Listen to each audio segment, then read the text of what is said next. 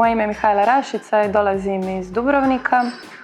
Ove godine sam diplomirala na nastavničkom odsjeku Likovne akademije, a potom sam upisala dodatan diplomski na odsjeku slikarstvu u klasi profesora Matka Vekića. Slikarstvu pristupam kao mediju kroz koji mogu doći u nekakvu bližu vezu sa svojom duhovnom stranom. Često odabirem zapravo jednostavne predmete i motive na koje onda bacam nekako neobično slikarsko osvjetljenje ili dodajem neki element koji izaziva određenu začudnost kod promatrača.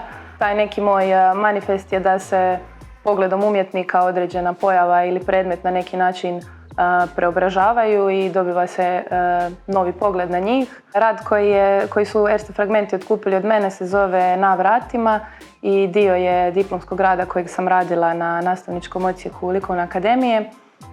Često u svoje radove dodajem i nekakve svoje zapise ili pjesme u prozi kojima ih suinterpretiram ili opisujem, pa sam tako i za taj rad koji je otkupljen pisala kratku pjesmu u prozi koja govori o vratima kao portalima ili granicama svjetova i zapravo osjećaju koji to može izazvati u čovjeku. Što se tiče Erste Fragmenata, prošle godine sam dobila stipendiju, ove godine mi je jedan rad otkupljen, tako da zapravo i prethodne i ove godine sam odmah na početku nekakve radne akademske godine dobila određeni financijski poticaj, ali i priliku da izlažem, što je nešto što cijenim i smatram da je korisno za sve mlade umjetnike.